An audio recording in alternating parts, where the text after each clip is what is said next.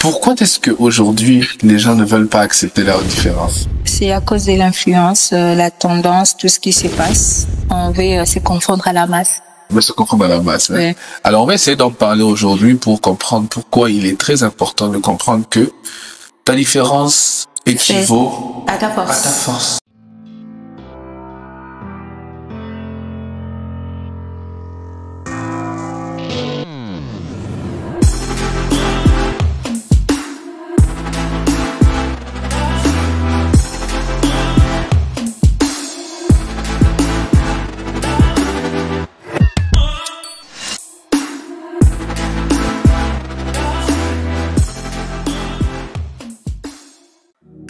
Shalom corps de Christ, bonjour à vous, je vous crois très bien portant. Je suis très heureux de vous recevoir avec ma femme qui revient après tant d'années. Ah oui. Je sais pas pourquoi elle m'avait fui, mais elle seule sait pourquoi elle avait fui. Mais je suis là. Pourquoi tu avais fui? J'étais occupée par le travail. Ah, le travail. Ah, ok. Très heureux de te recevoir en tout cas. Je suis sûr que nous bénirons le peuple de Dieu ensemble. D'ailleurs, ça a toujours été une bénédiction de te recevoir dans ce plateau. D'ailleurs, c'est notre plateau. Et donc, j'étais pas oublié. Ça fait tellement longtemps que des fois, j'ai l'impression que c'était moi le présentateur principal alors que dans le fond, c'est toi. Mais très content de te voir. Alors aujourd'hui, on va vous parler d'un thème très important qui vraiment va casser un complexe que nous retrouvons dans la vie de plusieurs chrétiens, et je suis sûr que le message que je te donnerai ainsi que le message que Karine te donnera seront vraiment des messages qui vont te permettre de là où tu es à comprendre que où tu te retrouves être différent de la masse, dis-toi que Dieu a déposé une puissance derrière cela. Si je dois le dire en plus simple, je dirais que ta différence est ta force, c'est ça? Ta différence fait ta force. Ah, ta différence fait ta force. C'est un thème que maman a donné pour que nous puissions dialoguer avec vous sur cela aujourd'hui, et je pense que beaucoup de gens qui aujourd'hui complexent de ce qu'ils jugent être différents dans leur vie, quand je dis complexe, c'est parce que pour d'autres, c'est un complexe d'infériorité, malheureusement. Mais pour d'autres aussi, ce sont des complexes de supériorité. Ah oui, parce qu'il y a ceux qui peut-être ont une différence, d'avoir une belle façon de parler. Oui. Et eux aussi, ils veulent en faire leur force. Mais ce qui se cache dans le mystère de cette différence qui fait la force de notre message, c'est l'humilité de comprendre aussi que si ce que l'on a est différent des autres de manière inférieure, nous devons croire que par cette faiblesse, Dieu va donner une puissance qui deviendra une force pour nous. Et si cela est dans un angle où l'on se voit supérieur aux autres, on doit être humble devant Dieu et devant les hommes afin que cette différence puisse manifester sa puissance. Effectivement. Je ne sais pas si tu as du même point de vue que moi. Oui, d'ailleurs, j'ai pu appuyer ce que tu as dit dans l'introduction, quand tu parles même de la masse, puisqu'on va remarquer que plusieurs personnes veulent faire comme tout le monde fait, et ça détruit beaucoup de gens, comme tu viens même de le souligner, parlant même de complexes. Il y a aussi le problème majeur qui s'est présente, c'est la comparaison. Une fois que tu ne sais pas faire comme telle ou telle autre personne, une fois que tu n'es pas à la même hauteur que telle ou telle autre personne, tu te sens moindre. Et ça détruit beaucoup de gens. Et pourtant, cela ne doit pas exister dans le corps de Christ. Cela ne doit pas exister dans la vie des enfants de Dieu, puisqu'on doit quand même souligner à quelques bases chrétiennes. Il est important de savoir que lorsque Dieu nous a créés, lorsque Dieu t'a appelé ici-bas, déjà il faut savoir que tu n'es pas là par hasard. Lorsque Dieu a voulu que tu sois là, puisque tu es là selon le plan de Dieu, il t'a envoyé d'une manière identique. Tu es venu représenter Dieu à ta manière. Tu es venu représenter Dieu selon ce qu'il a déposé en toi. Amen. Donc tu n'as pas à te conformer à la masse, tu n'as pas à vouloir ce que l'autre a, tu n'as pas à vouloir posséder ce que l'autre possède, tu n'as pas à vouloir avoir le même niveau qu'une autre personne, parce que tu es différent et tu dois être fier de l'être faite. D'ailleurs, pour te compléter un peu, des fois les gens ne comprennent pas. Tu peux peut-être avoir un défaut au niveau de la langue, mais être impuissant au niveau de Pas l'écriture. l'écriture. Oui. Tu peux parler moins, mais écrire mieux. Justement. Mais laisse à l'autre manifester la grâce que Dieu l'a faite, qui fait sa différence, et toi aussi accepte la grâce que Dieu t'a faite, qui fait ta différence. La Bible dit dans le psaume 139, le verset 14, je te loue de ce que je suis, une créature si merveilleuse. Amen. Tes œuvres sont admirables et mon âme le reconnaît bien. Alléluia. Ce que j'aime dans cette portion de texte, c'est que là, on peut déjà voir que David est en train de reconnaître que Dieu l'a créé d'une manière identique, d'une manière unique, j'allais dire. Une manière où quand il se regarde, avec ses bonnes, avec ses points forts, ainsi qu'avec ses faibles, il se rend compte que c'est ce qui fait ce qu'il est. Justement. Et donc, chaque humain doit comprendre que il est très important pour nous, les chrétiens d'aujourd'hui, de comprendre que Dieu nous a créés uniques. Et c'est cette manière que Dieu a eu à nous créer unique qui fait notre force. Alors, quand on lit Jérémie 1, le verset 5, on peut comprendre quelque chose de très important. Tu peux m'aider à lire, s'il te plaît? Jérémie 1, le verset 5. Je vais en profiter aussi pour ouvrir ma Bible. On va voir qui va trouver ça en premier. On lit n'importe quelle version. N'importe quelle version, même si j'aime la version française courante. Jérémie chapitre 1er, le verset 5. Je suis arrivé avant toi. Ok. Merci. La Bible dit ceci. Je te connaissais avant même de t'avoir formé dans le ventre de ta mère. Je t'ai mis à part pour me servir avant même que tu ne sois né. Et je t'avais destiné à être mon porte-parole auprès des nations. Amen. Quand on lit cette portion des Écritures, j'aime ce que la Bible me fait comprendre. C'est que Dieu a connu Jérémie avant même qu'il ne soit né. Et donc, du coup, l'humain doit comprendre que tout de toi que tu retrouves dans ta vie ne sont pas là au hasard. Justement. C'est Dieu qui te permet d'avoir ce que tu as. Parce qu'il connaît le projet qui se cache derrière. Effectivement. La Bible dit que donc Dieu le fait comprendre que je t'ai connu avant le sein de ta mère et j'ai formé un plan pour toi. Ta destinée était d'être un porte-parole auprès des nations. Et donc, j'aimerais encore utiliser ce texte pour appuyer ce point. Dieu connaît qui vous êtes et comment il vous a fait. Amen. Et la manière dont il vous a fait et la manière dont il veut pour vous, pour sa mission. Alors, si tu as un défaut de langage, si tu as un complexe d'infériorité, il est très important de bannir ça. Il est très important de bannir ça parce que tu dois te dire que ce que je trouve faible et minuscule dans ma vie, je peux l'utiliser aujourd'hui pour être ma force. Ça, c'est mon introduction. Je sais que tu as beaucoup de choses à dire. Non, mais c'est une base que j'aimerais vraiment poser. Lorsque tu lis l'histoire de Moïse, j'ai plusieurs portions des Écritures que j'ai prises aujourd'hui afin de mieux expliquer ce que je dis. Lorsque tu lis l'histoire de Moïse, tu te rendras compte d'une chose, c'est que Moïse avait du mal à parler.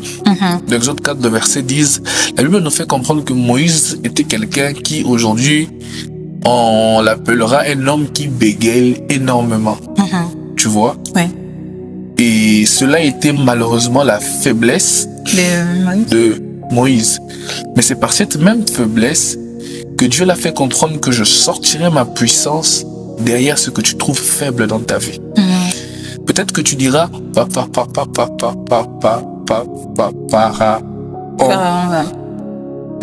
libère le peuple. Ça sera trop lent. Ça sera trop lent. Mais c'est cette faiblesse que tu as là qui fera que une puissance puisse sortir de derrière. Parce que Dieu, généralement, aime utiliser nos faiblesses pour manifester sa puissance. Amen. Alors dis-toi aujourd'hui, toi qui es en train de nous suivre, c'est que cette faiblesse-là que tu as dans ta vie peut aujourd'hui devenir ta force. Il te faut juste comprendre que Dieu doit venir te donner l'assurance qu'il faut afin qu'il commence ce projet qu'il avait pour ta vie. Amen. Maintenant, je te laisse le temps de parler. Moi, j'ai essayé de mettre un peu une base et je pense que ma base est suffisamment concrète. Maintenant, toi, essaie un peu de me dire, c'est quoi la partie du message que tu aimerais nous donner au travers de ce thème? Parce que ce que j'aime avec toi, c'est que généralement, on peut prendre ce qui est simple et en faire un message prophétique. Et maintenant, selon la portion du thème que je t'avais remis, que tu m'avais aussi donné, qu'est-ce que tu as à dire au corps du Christ? Ok, d'abord, déjà, je bénis Dieu pour la base que tu viens de donner. Je pense que déjà, si vous aviez été attentif par rapport à ça, vous allez très vite comprendre la suite de ces messages. Déjà, ce qui est important pour tout enfant de Dieu, c'est vraiment reconnaître sa place, reconnaître ce que Dieu a déposé en soi. C'est très important. On va le redire tout le jour, on va le redire. Être conscient de son identité, ça nous garantit beaucoup de choses. Lorsque tu es conscient de ce que tu as, de ce que tu possèdes en Christ, de ce que Dieu peut faire en toi, de ce que Dieu peut faire au travers de toi, déjà c'est la force du chrétien. Déjà c'est comme une bannière au fait pour le chrétien. Et pour ma part, aujourd'hui, je vais interpeller tout enfant de Dieu déjà premièrement, mais allant du sacrifice et du service.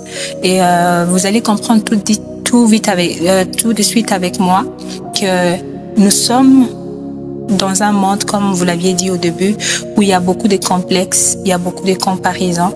Et malheureusement, cela attaque plus les enfants de Dieu. On retrouve cela plus dans le corps de Christ, dans nos églises. On est combattu par plusieurs choses et ceux qui ne sont pas conscients de ce qu'ils sont, ils sont tout de suite à la merci du diable. C'est qu'on doit normalement éviter. Donc la première des choses, on va lire avec vous. Je suis dans le livre de Marc. Vous allez m'aider à lire. Je suis dans le livre de Marc au chapitre 12, le verset 41 au verset 44. Marc chapitre 12. Verset 41 au verset 44. Je suis dans la version français courante, ça dérange pas? Non, ça va. Puis Jésus s'assit en face des troncs à offrande du temple et il regardait comment les gens y déposaient de l'argent. De nombreux riches donnaient beaucoup d'argent. Une veuve pauvre arriva et mit 2 pièces de cuivre d'une valeur de quelques centimes. Alors Jésus appela ses disciples et leur dit: je vous le déclare, c'est la vérité. Cette veuve pauvre a mis dans le tronc plus que tous les autres, car les autres ont donné, tous les autres ont donné de l'argent dont ils n'avaient pas besoin, mais elle, dans sa pauvreté, a offert tout ce qu'elle possédait, tout ce qu'elle avait besoin pour vivre. Amen. Amen. Voilà, c'est Marc, vous soulignez ça aussi chez vous, c'est Marc le chapitre 12, le 41e verset au 44e verset, c'est très important de souligner ça. Je suis sûre qu'il y a beaucoup de gens déjà qui sont au courant de cette histoire dans la Bible, puisqu'on a souvent entendu parler de ça, de cette pauvre qui a donné son offrande, bien que c'était petit, mais cela a été agréable devant Dieu. Et personnellement, j'ai pris cet exemple bien évidemment par le Saint-Esprit. J'ai pris cet exemple puisque ça renferme beaucoup de choses pour tout enfant de Dieu. Déjà, dans cet exemple, on va voir cette femme pauvre qui s'avance, là où il y a beaucoup des hommes riches qui sont en train de donner beaucoup et alors de grandes choses. Pourquoi? D'abord, il y a un point qui se pose. Elle n'a pas regardé son état de pauvreté quand elle est venue offrir devant le Seigneur. Elle ne s'est pas trouvée moindre pour venir offrir au Seigneur. Elle a donné tout ce qu'elle avait. Ça, c'est d'abord la première des choses. Elle ne s'est pas sentie ne pas être à sa place. Ça, c'est d'abord une chose que je vais interpeller à tout enfant de Dieu. Beaucoup de gens veulent servir le Seigneur, ils veulent offrir à Dieu, ils veulent être utiles dans l'œuvre de Dieu, mais quand ils rencontrent un certain entourage, ils se sentent tout de suite limités, ils se disent: moi, c'est pas ma place, je n'ai rien à faire ici, ils vont pas m'accepter, c'est pas mon couloir. Tout de suite, il y a déjà des barrières qu'on se pose et cela nous empêche d'arriver là où nous devons arriver. Mais cette femme, déjà dans sa pauvreté, bien qu'elle était veuve, elle ne s'est pas limitée là-bas, elle s'est avancée pour aller donner son offrande. C'est une chose qui m'a personnellement touchée. Comme je l'ai dit, je suis en train de toucher le corps de Christ, je suis en train de toucher l'Église. Il y a beaucoup de gens qui se créent et même de limites et cela les empêche de s'avancer pour poser des actes qu'ils doivent poser pour le Seigneur. Et là, c'était le moment de l'offrande. La Bible souligne qu'elle a donné peu. Donc, ce qu'elle avait donné, c'était vraiment insignifiant aux yeux du monde. Voilà. Mais Elle a donné tout ce qu'elle avait. En fait, pour elle, c'était tout ce qu'elle avait, c'était tout ce qu'elle pouvait donner. Et le fait que la Bible souligne que ça n'avait pas de valeur, c'est que ça n'avait pas de valeur. Mais pour cette femme-là, c'était son offrande qu'elle voulait donner à Dieu. D'abord, ça, c'est la première des choses qu'il faut comprendre. Lorsque tu es dans un entourage où Dieu te positionne, il est très important d'accepter que tu as ta place là-bas.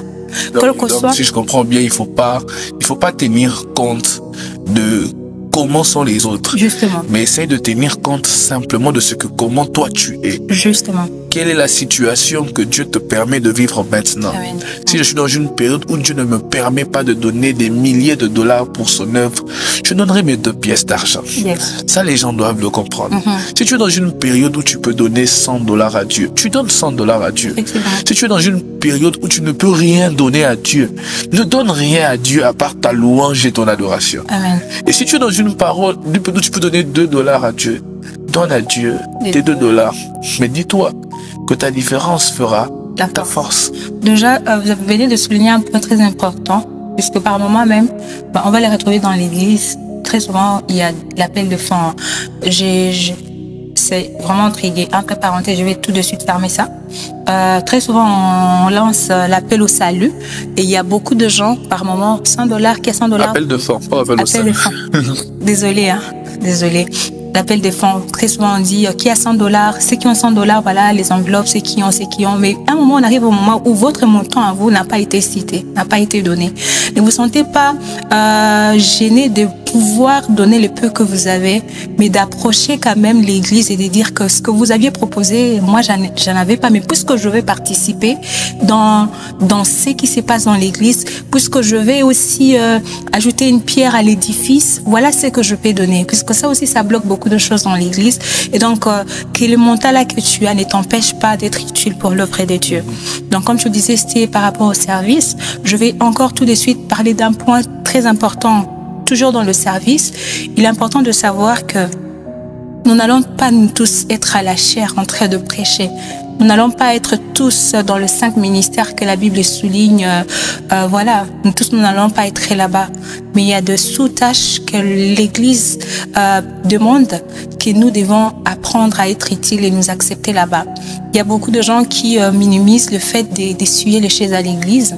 Il y a beaucoup de gens qui minimisent le fait de payer de l'eau aux serviteurs de Dieu. C'est très important par moment des œuvres charitables, c'est ce qu'on appelle à l'église. Il y a beaucoup de gens par moment qui minimisent le fait d'être à l'écodime, de servir à l'écodime.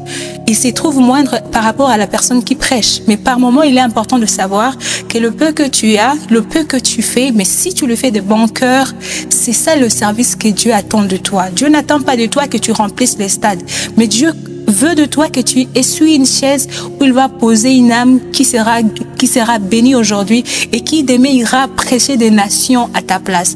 Donc quand tu es un enfant de Dieu, tu as même la capacité d'appréhender ce que Dieu veut faire au travers de toi.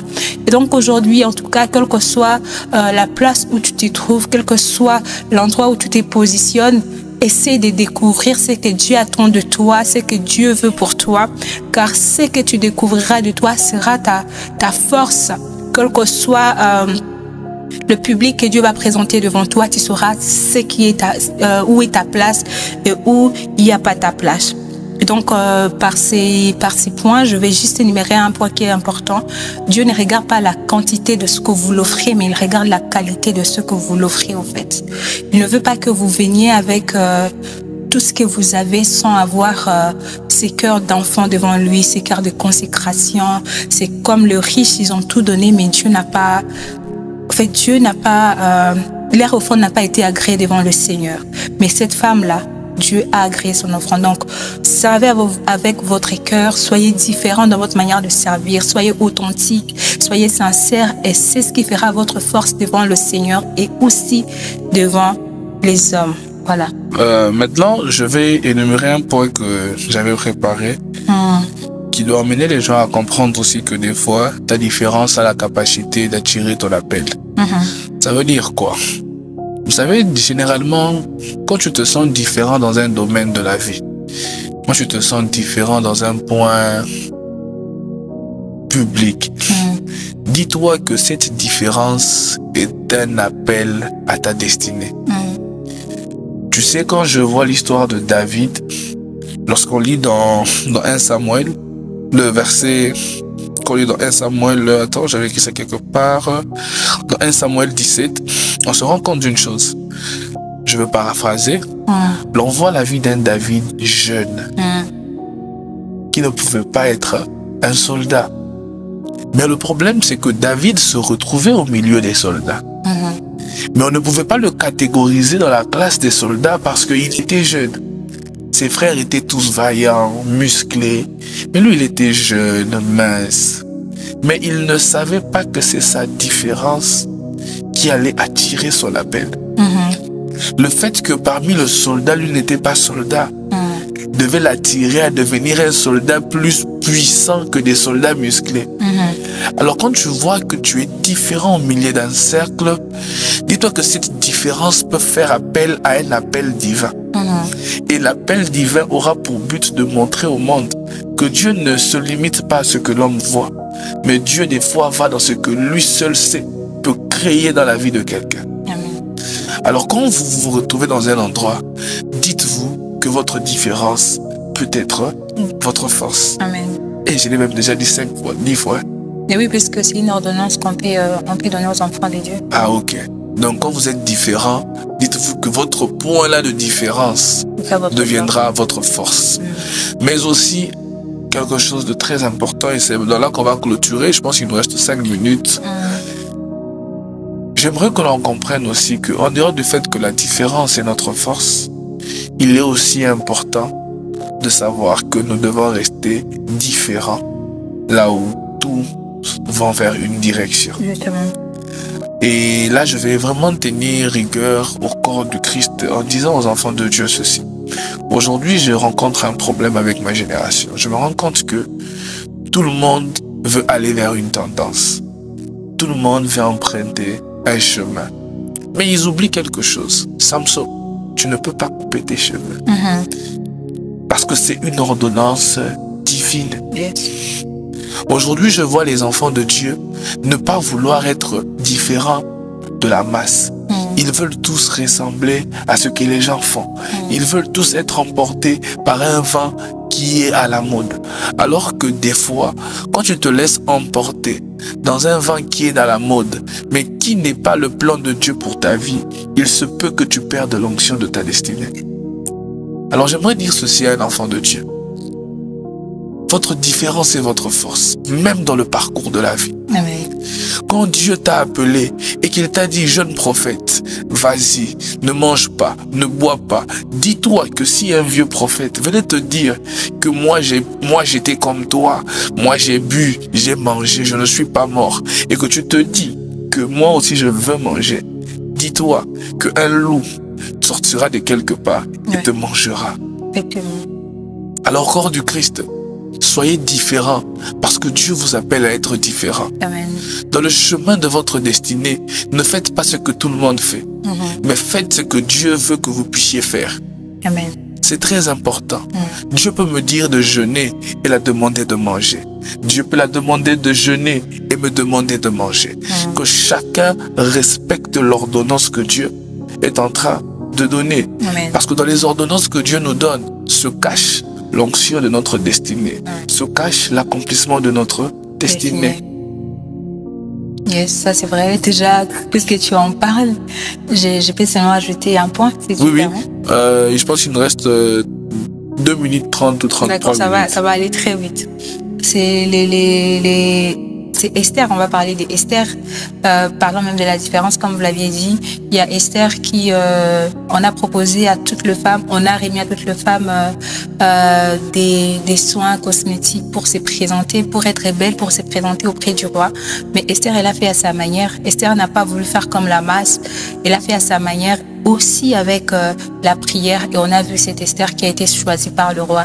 Donc, c'était la même grâce que Esther avait, ce qui l'a donné la faveur et devant le Seigneur et devant le roi. Donc plus tu ne suis pas la masse, tu suis ta conviction, la conviction qui vient de l'esprit bien sûr, tu verras que le Seigneur sera en train d'être qualifié à tout moment et tu seras une référence pour plusieurs personnes. Donc, n'aie pas honte d'être différente d'autres personnes, n'aie pas honte d'être toi-même, n'aie pas honte de porter ton nom, n'aie pas honte de porter tes cheveux comme tu le portes, n'aie pas honte de t'habiller comme tu t'habilles. Ce sont tes convictions. Si ça glorifie le Seigneur, si ça ne gêne pas, sois fier de l'être et c'est ça qui fait ta force. Voilà. Ok, on va prier le Seigneur, on va prier pour vos vies pendant 1 minute 30. On va demander à Dieu de permettre à quelqu'un de comprendre que l'appel à la différence est un appel divin. Lorsque Dieu se décide du haut des cieux de t'envoyer sur cette terre, c'est pour un but précis, c'est pour une mission précise. Amen. Et je sais que ce même Dieu qui t'a connu, qui t'a appelé, t'a tracé une destinée. Et cette destinée, tu dois l'accomplir. Alors je prie dans le nom de Jésus, qu'il plaise à l'Éternel par son esprit de te donner la capacité, à toi qui m'écoutes maintenant, de comprendre le chemin que Dieu t'a tracé et d'utiliser les aptitudes que Dieu t'a données afin de devenir ce que tu dois devenir. Amen. Je déclare dans le nom de Jésus, Au nom de Jésus, que personne ne va te dérouter de ce chemin que Dieu a tracé pour toi. Oh my God. Des fois, je peux voir des vies être déroutées parce qu'ils ont voulu être comme. Toi, tu es différent. Alléluia. Tu seras que comme Dieu veut que tu sois. Amen. Que personne ne te déroute dans le nom de Jésus. Je prie qu'il en soit ainsi. Amen. Que la puissance de Dieu soit sur toi qui vient d'écouter ce message. Nous croyons que l'Esprit de Dieu est derrière ces paroles pour toucher vos vies, pour vous convaincre. Et oui, c'est cette force que vous êtes en train de recevoir pour être la lumière du monde, puisque vous n'êtes pas là pour poursuivre la tendance, mais vous êtes là pour éclairer, vous êtes là pour influencer. Et nous prions que la grâce de Dieu soit avec vous, que la puissance de Dieu repose sur vous, que vous soyez des hommes et de femmes différentes, que lorsque les gens vous voient et qu'ils voient la puissance de Dieu en vous, que lorsque les gens vous voient et qu'ils voient la référence de Dieu en vous, reflétez le Seigneur dans votre langage, reflétez le Seigneur dans vos manières de faire les choses. Et nous prions que le Seigneur vous donne la grâce d'accepter ce que vous êtes, ce que vous possédez et ce que vous êtes en train de devenir. Au nom puissant de Jésus, nous les déclarons dans vos vies. Au nom de Jésus. Il en est ainsi dans votre vie. Amen. Personne ne vous déroute. Amen. Personne ne vous conduit dans un chemin qui n'est pas le chemin de Dieu. Alléluia. Ah, même quand dans le chemin que toi tu emprunteras, ça sera la vallée de l'ombre de la mort. Ne t'inquiète pas, l'ombre ne peut pas te toucher. Ça sera peut-être compliqué visuellement, mais dans le fond, il y aura un travail qui sera bâti. Et je décrète sous l'onction du Saint-Esprit que tu sortiras vainqueur et tu vas emprunter ton chemin. Car Dieu veut que tu puisses emprunter ton chemin, car comme on l'a dit dans le psaume 139, le verset 14, je te loue de ce que je suis, d'une créature si merveilleuse.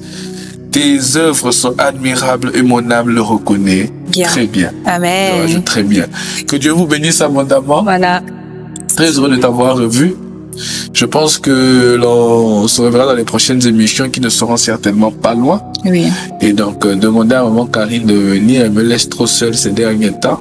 C'est là. Que Dieu nous bénisse, chrétiens au quotidien. Soyez bénis.